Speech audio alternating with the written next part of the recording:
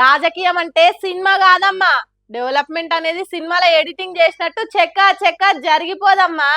ముఖ్యమంత్రిగా పనిచేసుడు అంటే 3 గంటలలో ఓడిచిపోయే సినిమా కాదమ్మా. దానికి మస్తు ఎవ్వరం ఉంటది. ఇల్లల్కంగానే పండుగ కాదమ్మా. అసలు సంగతి ఇప్పుడే షురువైందమ్మా అన్నట్టు కామెంట్లు చేసిండ్రు కదా తమిళనాడులో కొంతమంది. హాగో వాళ్ళ నోర్లకు ఫెవికి కూసి మూయించినట్టు పని చేసుకుంటూ పోతున్నాడు సీఎం విజయ్.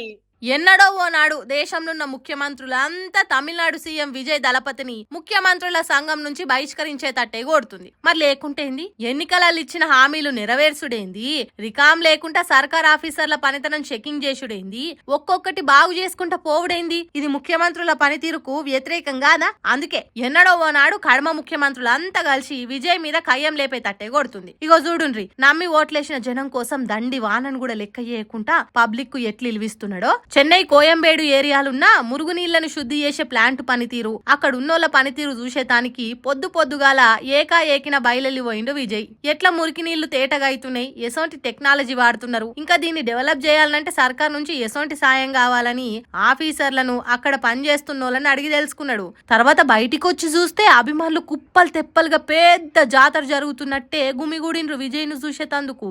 అసలు లెక్కకైతే దేశంలో ఉన్న కడమ సీఎంలు ఫాలో అయ్యే పద్ధతి ఏంటిదంటే కారెక్కి సైరన్ వేసుకొని సప్పున వెళ్ళిపోవుడు. కానీ విజయ్ అట్లా కాదు కదా, శత్తిరు పట్టుకొని తన కోసం వచ్చిన అభిమానులకు అభివాదం చేసిండు. విజయ్ను కండ్లార చూసి తరించుకునే భాగ్యం కలిగించిండు.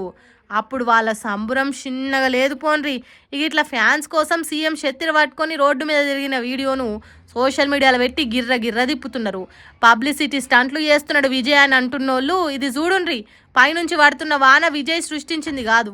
రోడ్లు మొత్తం నిండిపోయేటట్టు వచ్చిన అభిమానులను విజయ్ రమ్మనలేదు. ఇదంతా సహజంగా జరుగుతుంది. దీంట్లో కూడా తప్పెంకులాడేటోళ్ళు ఎవరనుంటే ఇక మీ కర్మ అన్నట్టు కామెంట్లతోని విజయ్ ని ట్రోల్ చేసేటోళ్ళ తోలు తీసినంత పని చేస్తుర్రు. అయినా ఎవలేమన్నా ఎసంటి కామెంట్ చేసినా తమిళనాడు సీఎం విజయ్ మాత్రం కామ్గా తన పని తాను చేసుకుంటూ పోతున్నాడు. ఇట్లయితే ఇంకో 20 ఏండ్ల దాకా ప్రతిపక్షాలకు పదవులు దొరుకుడు కష్టమే అనిపిస్తున్నది మాకైతే. మరి మీకేమనిపిస్తుందో కామెంట్ల ఇరగమరగ రాయుండ్రి.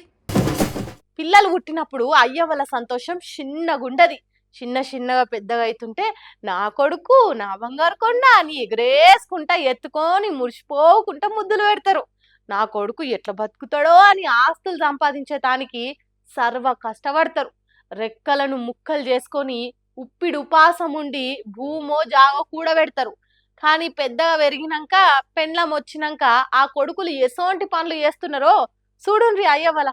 ఇగో ఇక్కడున్న ముసలమ్మ ఎన్నడు ట్రాక్టర్ కింద పడి చచ్చిపోతుందో తెలియకుంటున్నదట. హాగో అట్లేమన్నా కలవడుతున్నదా, లేకుంటే తనకే ట్రాక్టర్ కింద తలకాయ పెట్టి చచ్చిపోవాలనిపిస్తున్నదా?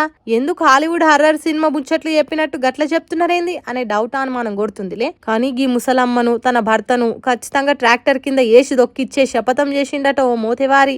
ఈ శపథాలు షరతులొల్లేంది అని మళ్ళా పరిశాన్ కాకుండ్రి. ఈ ముసలమ్మ కడుపారగన్న కొడుకే ముసలోళ్ళని ఇద్దరిని చంపేస్తానని ఊకూకే బెదిరిస్తుండట.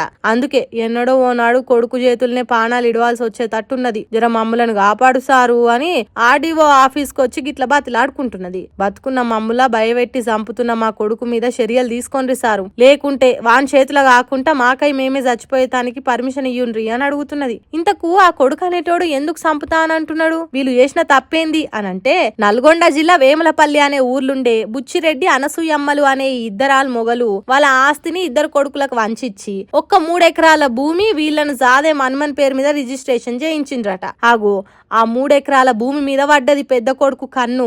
దాన్ని కూడా వంచాల్సిందే అని ముసలోళ్ళ మీదకి ఫైటింగ్ కు దిగిండట.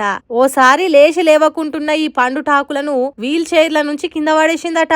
చెప్పులతో కొట్టిందట కోడలు.